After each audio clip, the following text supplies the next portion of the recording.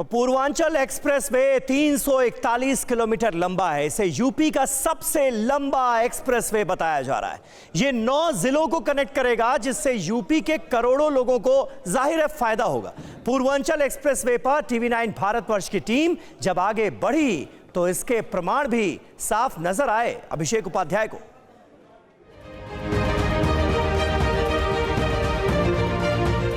योगी सरकार की नजर में रोड कनेक्टिविटी अर्थव्यवस्था का सबसे मजबूत प्लेटफॉर्म है। इसी को देखते हुए पूर्वांचल एक्सप्रेसवे को तैयार किया गया है।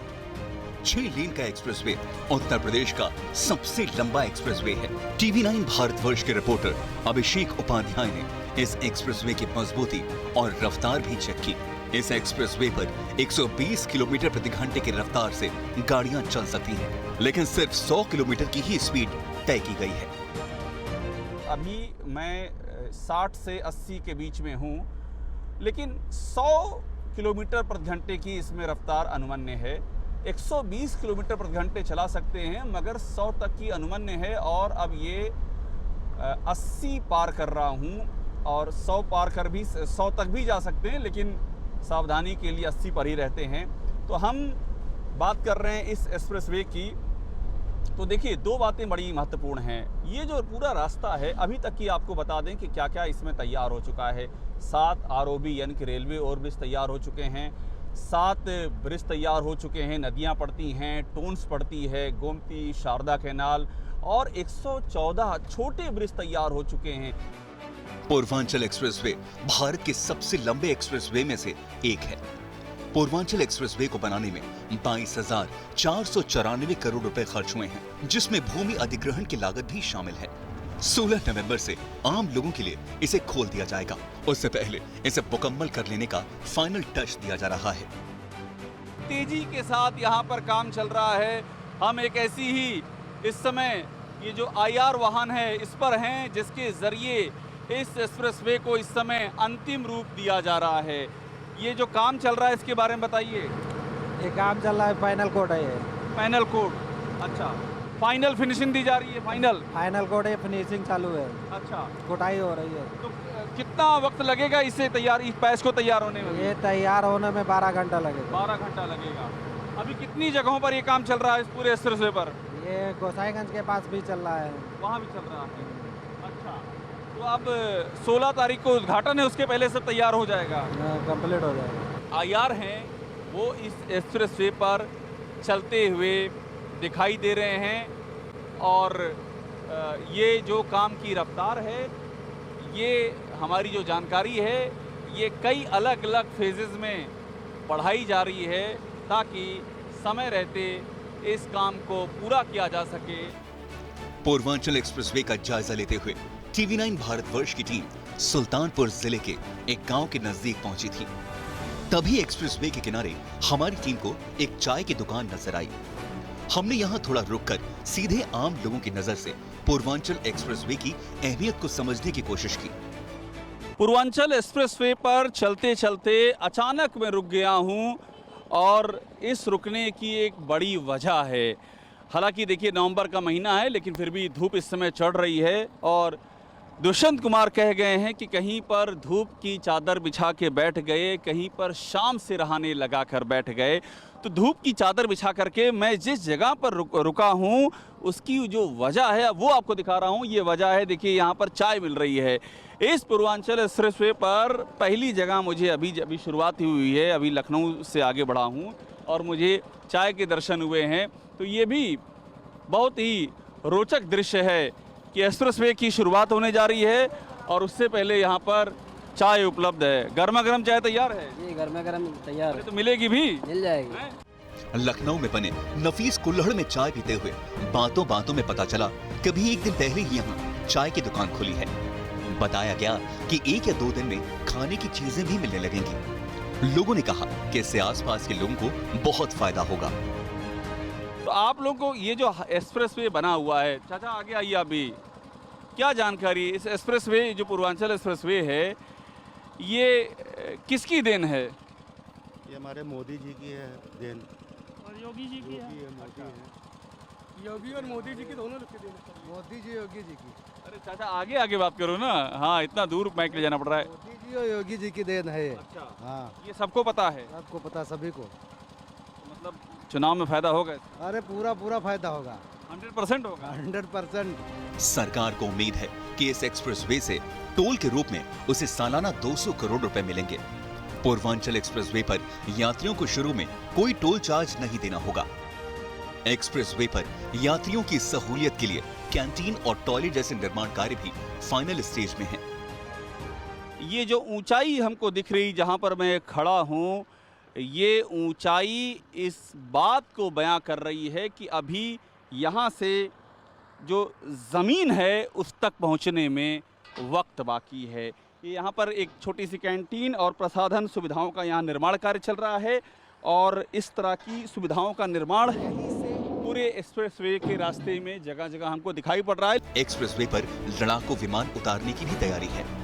इसके लिए सुल्तानपुर में एक्सप्रेसवे पर बाकायदा 3.5 किलोमीटर लंबी हवाई पट्टी बनाई गई है। करीब 3.5 किलोमीटर लंबी ये हवाई पट्टी है और ये हवाई पट्टी उन स्थितियों में बेहद ही मददगार साबित होगी जब ऐसी जगहों पर भी लड़ाकू विमानों की लैंडिंग की ज़रूरत हो सकती है। और आपको यहाँ की तैयारियाँ दिखाते हैं। देखिए जर्मन हैंगर यहाँ पर बनाया जा रहा है। प्रधानमंत्री नरेंद्र मोदी इस एयर स्ट्रिप का उद्घाटन करेंगे। उस दौरान यहाँ पर एयर शो भी होगा और 1 दर्जन से ज़्यादा लड़ाकू विमान और हेलीकॉप्टर वो यहाँ पर दिखाई देंगे। और आप देखिए यहाँ पर यहीं प्रधानमंत्री नरेंद्र मोदी बैठ कर के इस पूरे ये पूरा एयर शो होगा, इसकी तस्वीर देखेंगे। तो यहाँ उसकी तैयारियां चल रही हैं। एयर स्ट्रिप के दोनों किनारों पर 15-15 मीटर के बॉर्डर बनाए गए हैं। एयर स्ट्रिप से नीचे मंच पर उतरने के लिए आकर्षक सीढ़ी बनाई गई है। एयर स्ट्रिप के दोनों किनारों पर सर्विस लेन बनाई गई हैं। पूर्वांचल एक्सप्रेसवे यूपी का तीसरा एक्सप्रेसवे है जहां लड़ाकू विमान लैंडिंग और टेक ऑफ कर सकेंगे। इससे पहले आगरा एक्सप्रेसवे और यमुना एक्सप्रेसवे पर भी लड़ाकू विमान उतर चुके हैं।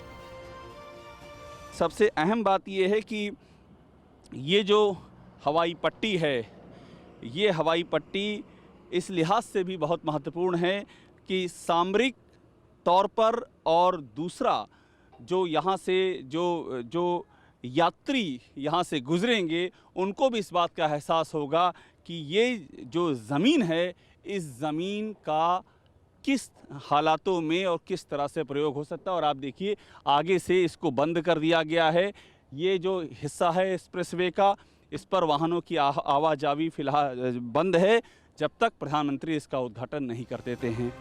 एक्सप्रेसवे पर एयर स्ट्रिप युद्ध जैसे हालात में वरदान साबित होती हैं।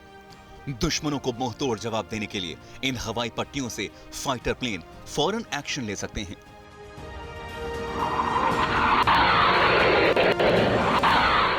अमूमन युद्ध के वक्त दुश्मन एयर स्टेशन को निशाना बनाते हैं। इस दौरान इन्हें बंद कर दिया जाता है। तब लैंडिंग और टेक ऑफ के लिए यही एयर स्ट्रिप काम आती है।